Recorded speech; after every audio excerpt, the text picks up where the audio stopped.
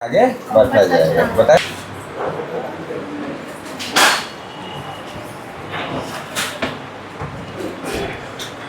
देखिए कि chapter ending पे है बाबू, ध्यान दो।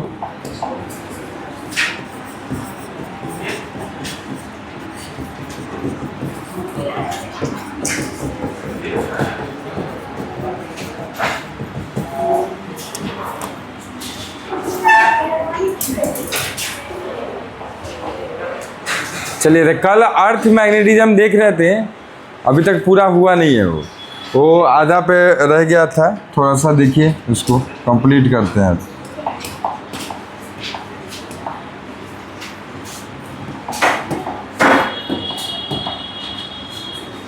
क्या हेडिंग क्या लिखे थे लास्ट बताइए? मैग्नेटिक इंक्लिनेशन और एंगल ऑफ इंक्लिनेशन और एंगल ऑफ डिप, यही है ना? हो गया था, डेफिनेशन लिखा दिए थे ना? तीसरा का बचा हुआ था। अच्छा ठीक है, तो ये थोड़ा सा देख लो और उसको समझा देते हैं। इधर देखिए,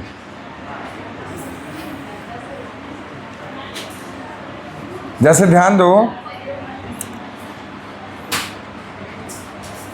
आपको मैंने बताया था कि बाबू ये आपका क्या होगा, मैग्नेटिक एक्सिस है ना, ये वाला। थोड़ा सा ऐसा कर दो, है ना? ये वाला है आपका ज्योग्राफिक एक्सिस, ठीक है? अब देख लेना, सीधा है ना, नहीं है क्या?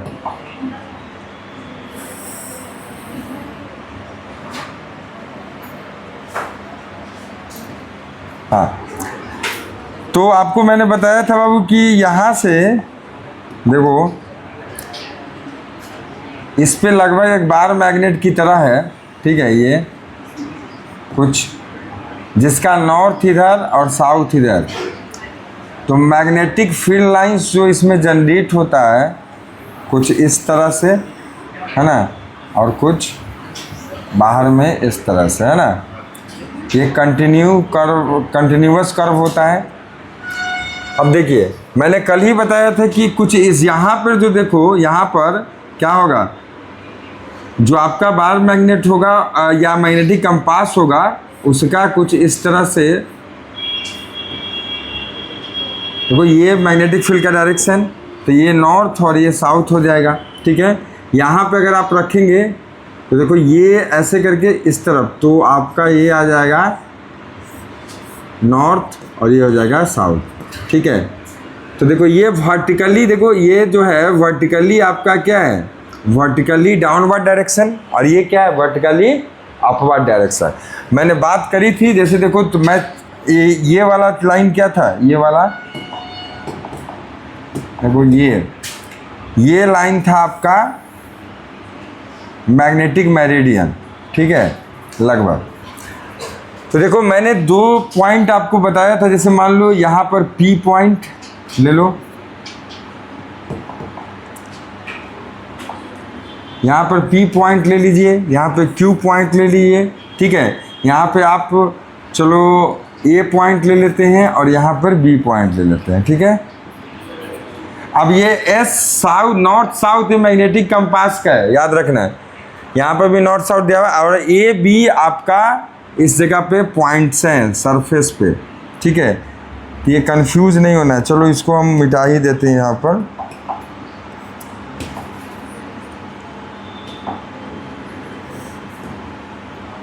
B पॉइंट यहाँ दे देते हैं, ठीक है? यहाँ तो देखो, अगर बात करें तो देखो, A पॉइंट पे एट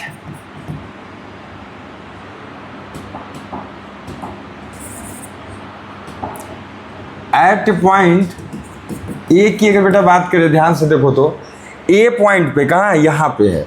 देखो, ये मैग्नेटिक कंपास या बार मैग्नेट का नॉर्थ ऐसा रहेगा।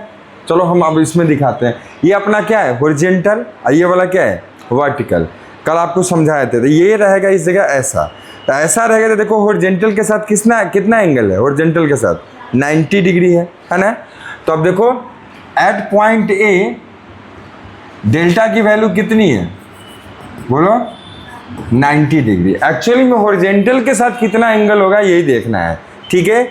चलो एट पॉइंट फिर से तुम लोग बताना, एट पॉइंट अगर बात करें कौन सा बी, तो बी देखो तो कैसा रहेगा, ये डाउनवर्ड था और ये कैसा है अपवर्ड। अर्थ का सरफेस से देखना है तो ये अपवर्ड है, ये अपवर्ड है, तो हॉरिजॉन्टल के साथ ये भी एंगल कितना है 90, ये भी याद रखना है। तो डेल्टा इक्वल टू 90। बताओ यहाँ क्या मिल रहा है तुम्हें, डिप, वर्टिकली डिप है ना, तो डिप है यहाँ पर, और यहाँ पर क्या है इंक्लिनेशन। याद रखिएगा क्या मतलब इसका क्या है सर, तो अगर देखो हॉरिजॉन्टल से नीचे की तरफ तो क्या बोला था मैंने डिप, कल बताया था, और हॉरिजॉन्टल से अगर ऊपर की तरफ तो क्या बोलोगे इंक्लिनेशन, ठीक है। तो यहाँ 90 डिग्री से बेटा इंक्लिनेशन मिल रहा है, बट यहाँ कितना मिल रहा है 90 डिग्री से 90 डिग्री ही मिल रहा है, लेकिन क्या मिल रहा है डिप। आगे बात अगर करो खूब अच्छे से देखो, एक होता है कि रट लेना, एक है कि समझ लेना। अब देखो 2 पॉइंट और दे रहे हैं P एंड Q, तो अगर बात करें एट पॉइंट P, तो यहाँ जरा बताओ तो क्या होगा। यहाँ देखो हॉरिजॉन्टल यही है, अरे हॉरिजॉन्टल यही ना होता है, और ये डायरेक्शन क्या होता है वर्टिकल, कल बताए थे सारा कि फिर से बताएं, याद है ना। हाँ तो ये देखो ध्यान से P पे, ये हॉरिजॉन्टल का डायरेक्शन है, तो हॉरिजॉन्टल ऐसा है तो बताओ मैग्नेटिक फील्ड का डायरेक्शन यही ना, टांजेंट डालोगे इस पे, मैग्नेटिक फील्ड लाइंस पे टांजेंट जो पड़ता हो वो उस पॉइंट पे क्या बताता है मैग्नेटिक फील्ड का डायरेक्शन। ये तो इलेक्ट्रोमैग्नेटिक में ही पढ़ाए हैं पिछले चैप्टर में। तो आपका देखो ध्यान से ये मूविंग चार्ज एंड मैग्नेटिज्म में, तो अब देखो इस पॉइंट पे अगर टांजेंट डालोगे वो इसके तो पैरेलल ना होगा, तो बताओ डीप या इंक्लिनेशन मिलेगा नहीं, डेल्टा क्या हो जाएगा 0। मतलब बार मैग्नेट को तुम जैसे ही इस पॉइंट पे ले जाओगे तो कैसा मिलेगा ऐसा, तो बताओ नीचे या ऊपर है क्या, नहीं हॉरिजॉन्टल के पैरेलल है, तो मतलब एंगल क्या हो गया 0। तो मतलब यहाँ पे डेल्टा की वैल्यू कितनी आ जाएगी 0। अच्छा एट पॉइंट Q की बात करें तो डेल्टा की वैल्यू क्या मिलेगी 0। बाकी अब ध्यान से देखो, तुम P और Q से किसी भी डायरेक्शन, किसी भी तरफ, इधर से इस तरफ चाहे इधर से इस तरफ, अगर तुम बढ़ोगे नॉर्थ पोल की तरफ तो बताओ क्या होगा, क्या मिलता है, ये इधर जाके यहाँ 0 है, यहाँ जाके धीरे धीरे धीरे धीरे धीरे धीरे क्या होना है वर्टिकल, तो बताओ क्या मिलता जाएगा डिप। अलग अलग पॉइंट पे अलग अलग एंगल मिलता जाएगा। और जब आप P से किसी तरफ साउथ पोल की तरफ बढ़ोगे, मतलब B पॉइंट की तरफ बढ़ोगे, तो क्या मिलता जाएगा इंक्लिनेशन। क्यों, क्योंकि यहाँ पे तो पैरेलल है और यहाँ क्या होना है वर्टिकल, वर्टिकल होना तो धीरे धीरे क्या मिलेगा इंक्लिनेशन। तो जो भी देश ये P और Q पॉइंट से P और Q पॉइंट और दूसरा क्या है B पॉइंट, मतलब P से B के बीच में या Q से B के बीच में जो भी देश पड़ेगा सारी कंट्री में क्या मिलेगा बताओ इंक्लिनेशन। और P से A या Q से A के बीच पड़ेगा उन सब कंट्री में क्या मिलेगा डिप। समझ आ गया, बात एक ही है, मतलब कितना हमें एंगल ऑफ इंक्लिनेशन या डिप मिलता है, तो ये हमें समझ आ गया कि कहाँ डिप मिलेगा और कहाँ इंक्लिनेशन मिलेगा और कहाँ 0 मिलेगा। तो इक्वेटर, मैग्नेटिक इक्वेटर्स पे P एंड Q पे, ठीक है।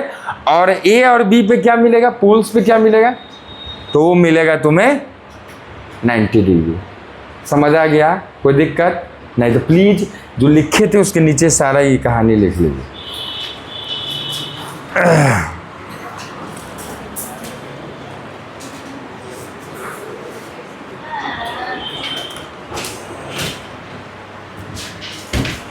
अब लास्ट सेक्शन इसका बचता है कौन सा, हॉरिजॉन्टल कंपोनेंट। तो हेडिंग डालिए तीसरा, हॉरिजॉन्टल कंपोनेंट।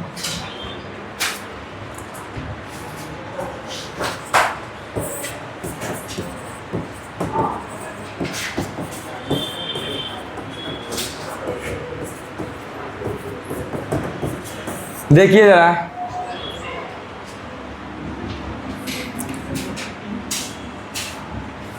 देखो जो एंगल ऑफ डिप या एंगल ऑफ इंक्लिनेशन मिलेगा, ठीक है, ये आपको पता होना चाहिए किस मेरिडियन में मिलेगा, मैग्नेटिक मेरिडियन में। किस में मिलेगा? मैग्नेटिक मेरिडियन में। तो देखो जैसे मान लो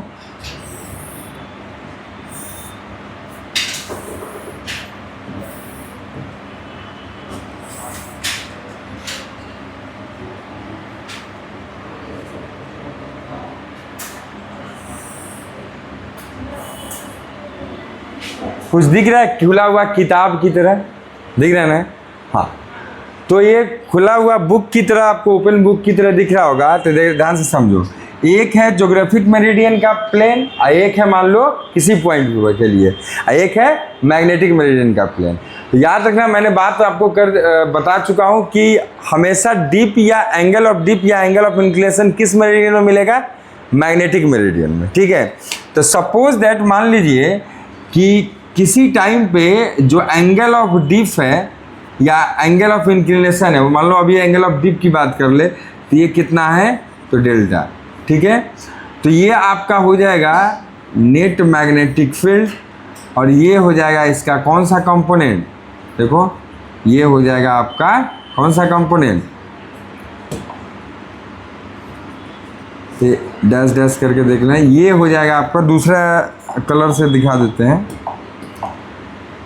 ये हो जाएगा तुम्हारा इसका हॉरिजेंटल कंपोनेंट, और ये आपका हो जाएगा बाबू इसी का वर्टिकल कंपोनेंट। ठीक है, याद रखना। तो हमें मतलब किससे है इस समय बताओ?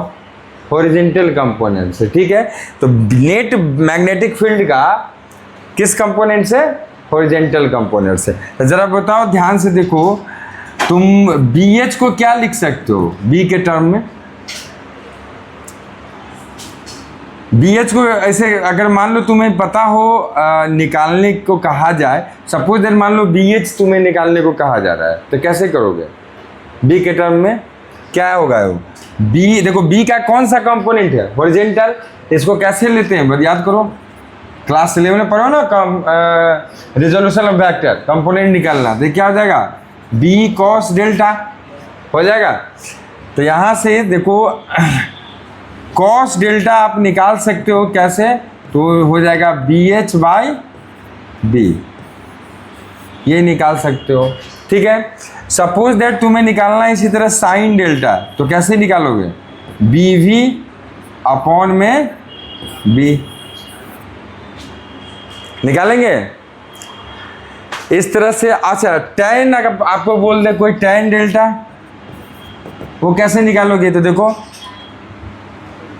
BV अपॉन में BH,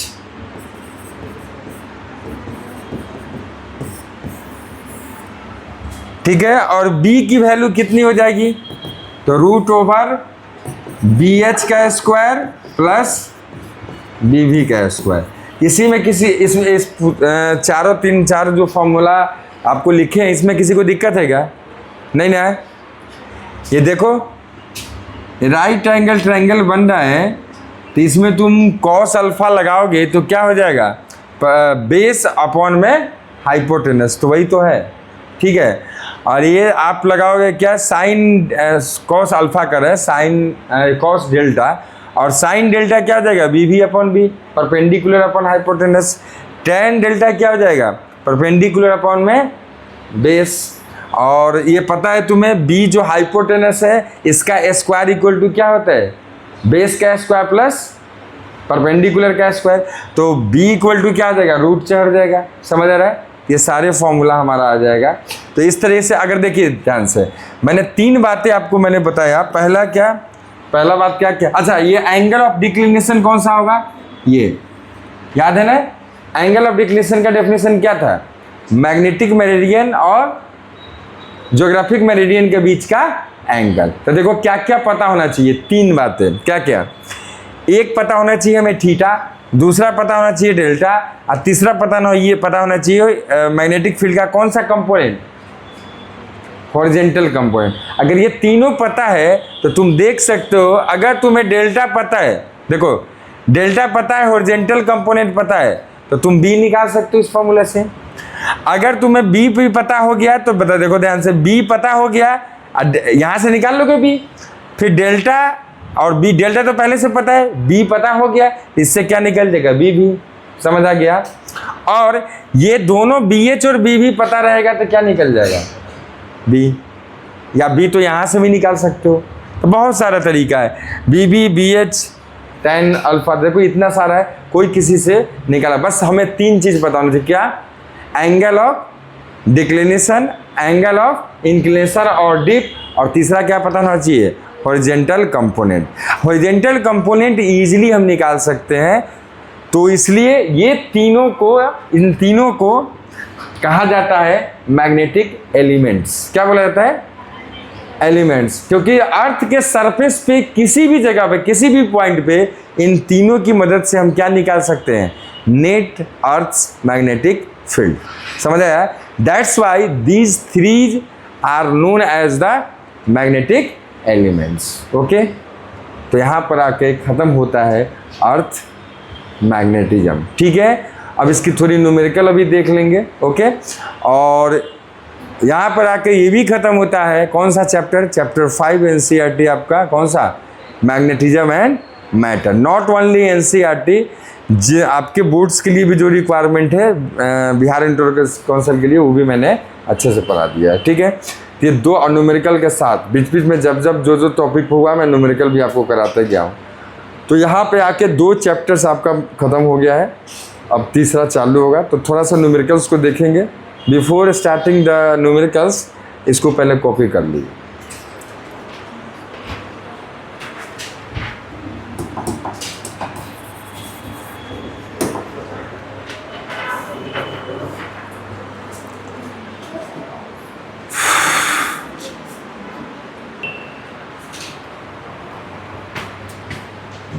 तो मैं लिख देता हूँ, देखिए, अर्थ मैग्नेटिज्म जो है आपका, ये बहुत ही लगभग वीक मैग्नेटिज्म है। ठीक है, तो मैग्नेटिक फील्ड जो अर्थ का होता है, अर्थ के किसी भी पॉइंट पे, अर्थ सरफेस के, वो आपका होता है कितना, तो लिखो, लिखाते हैं, लिखिए, तो एक पॉइंट बना के नीचे में लिख लीजिए, नोट करके, कि earth's magnetism is very weak magnetism. देखो, earth's magnetism is very weak magnetism. generally earth's magnetism is very weak magnetism, comma देखे, generally the earth's magnetic field at any point on the surface of the earth, the earth's magnetic field at any point on the surface of the earth is about 10 to the power minus 4 Tesla और 10 to the power minus 5 Tesla. यहाँ लिख दिया हूँ, लिख लीजिए, ये होता है।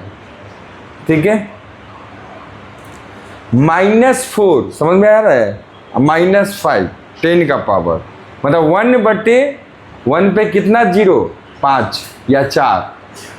समझ रहे हैं? बहुत ही वीक मैग्नेटिज्म है ये, समझ रहे हैं? चलिए, अब आगे बात करते हैं क्या, एक आध न्यूमेरिकल देखते हैं। तो न्यूमेरिकल लिखिए, तो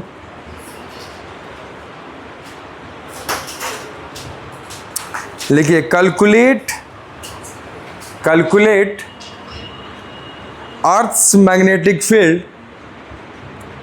calculate Earth's magnetic field at a place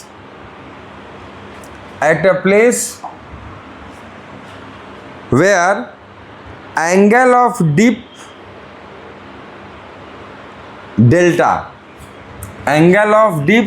delta is 60 degree and horizontal component of Earth's magnetic field is 0.3 Gauss.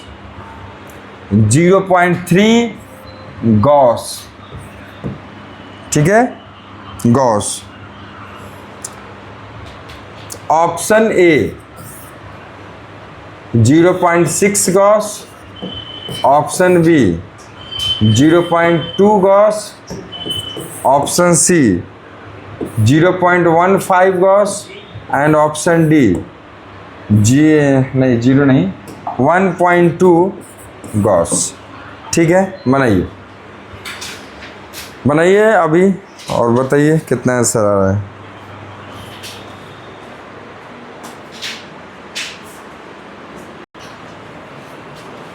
लिखना चाहो तो लिख लो, कोई आदमी तो छूटा हो तो लिखो। Two identical magnetic dipoles of magnetic moment 2 ampere metre square are placed at a separation of 2 metre with their axes perpendicular to each other in air. The resultant magnetic field at a midpoint between the dipoles is। ठीक है, मिला लीजिएगा आप लोग फिर से। इधर देखिए ऑप्शंस है, option A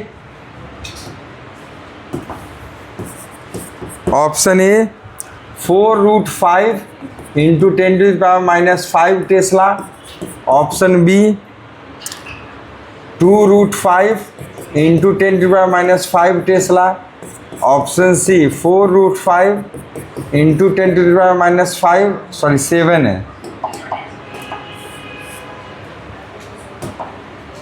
Tesla and option D 2√5 into 10⁻⁷ tesla. ठीक है, बनाइए फटाक से, नहीं बनेगा तो फिर हम बनाएंगे।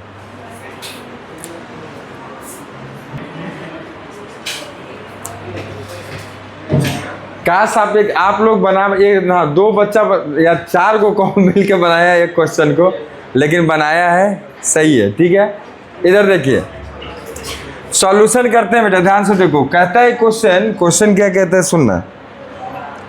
क्वेश्चन कहता है आपका देखो कि 2 आइडेंटिकल मैग्नेटिक है ना dipoles of magnetic moment 2 ampere per metre are placed metre square are placed at a separation of 2 metre with their axis perpendicular to each other in air. The resultant magnetic field at a mid point between the dipoles is. ठीक है, देखिए 2 dipoles है बेटा, ध्यान दो, मैं बना दे रहा हूँ 2 डायपोल। एक डायपोल ये हो गया मैग्नेटिक डायपोल, ठीक है, और दूसरा कहीं यहाँ होगा, ठीक है, यहाँ दोनों के सेंटर के बीच,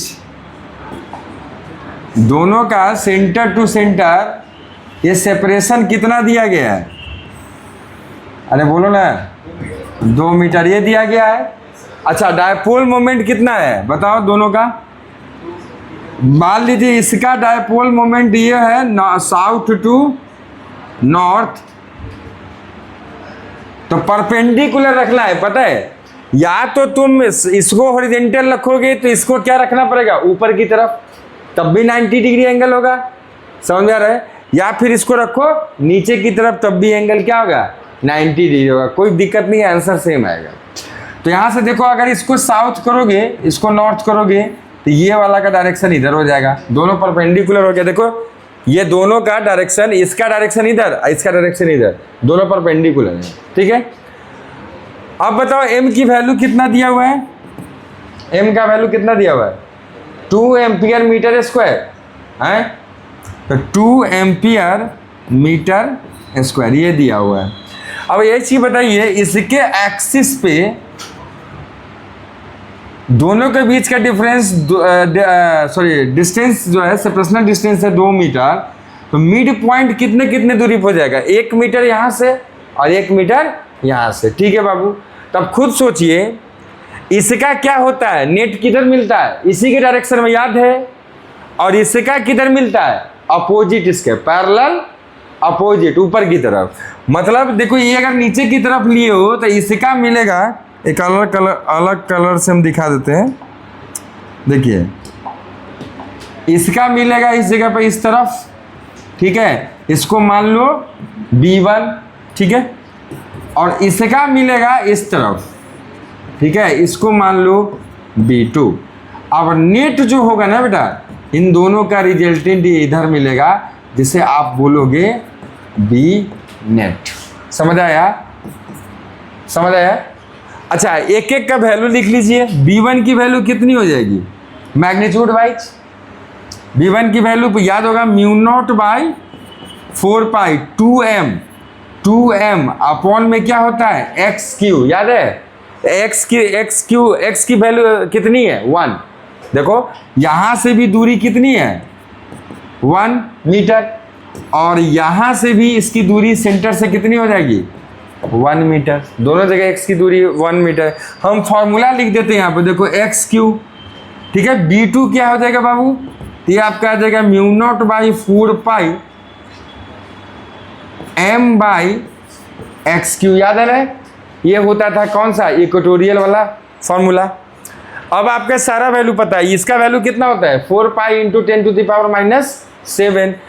m की वैल्यू दिया हुआ है और x की वैल्यू दोनों जगह 1 मीटर रखना है, और रिजल्टेंट निकाल देना है। रिजल्टेंट कैसे निकालोगे भाई? दोनों फैक्टर कितने एंगल पे बोलो? 90 डिग्री। ये दोनों फैक्टर कितने एंगल पे है? देखिए 90 डिग्री है ना बेटा। 90 डिग्री पर जब होता है तो V नेट आपका क्या आ जाएगा बोलो? रिजल्टेंट का फॉर्मूला क्या होता है इन जनरल? क्या फॉर्मूला होता है वेक्टर में? a² plus b² plus 2ab cos theta.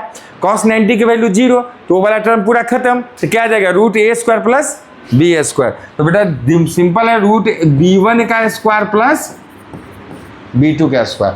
क्या ये दोनों वैल्यू आप निकाल सकते हैं? निकाल सकते हैं। उनका इसमें पुट करना, आंसर आ जाएगा। कौन सा ऑप्शन आ जाएगा? D। तो प्लीज आप इसको आप सॉल्व कर लेना, ठीक है? इसको नोट डाउन कर लीजिए, बहुत आसान है।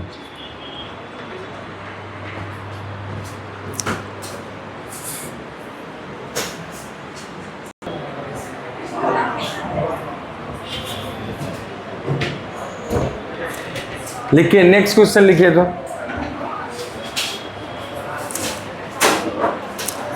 अ बार मैग्नेट लिखो। A bar magnet has a magnetic moment of 200 ampere metre square. A bar magnet has a magnetic moment of 200 ampere metre square. Full stop. आगे, the magnet is suspended, the magnet is suspended in a magnetic field of, in a magnetic field of 0.30 newton per ampere per metre. Full stop. आगे, the torque required to rotate the magnet from its equilibrium position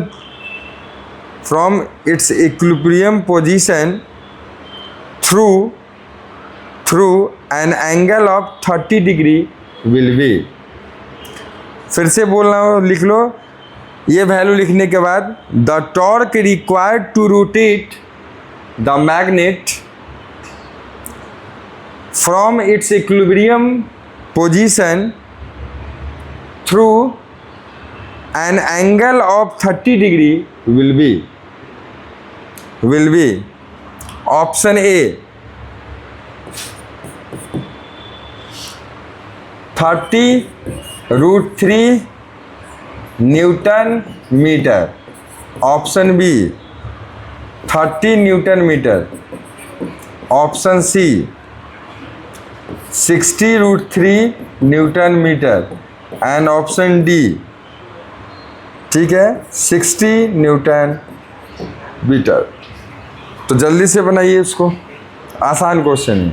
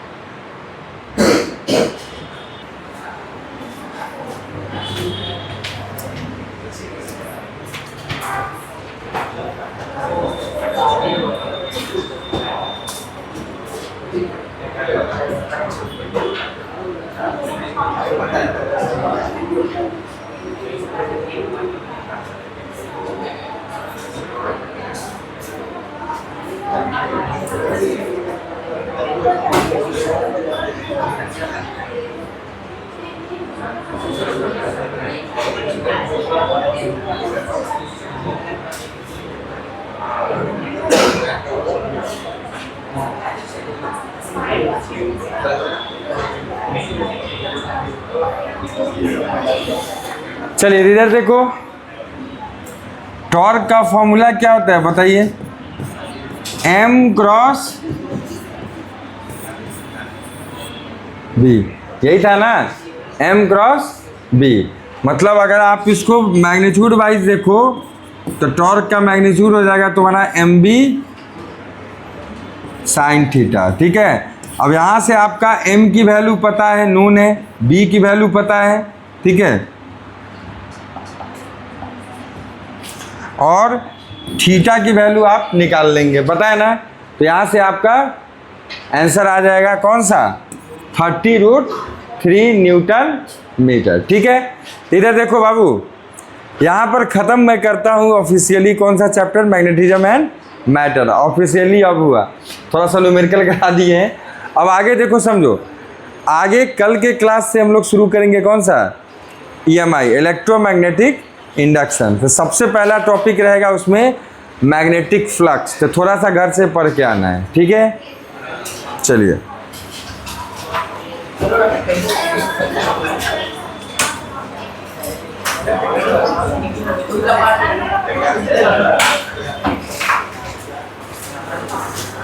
Gracias.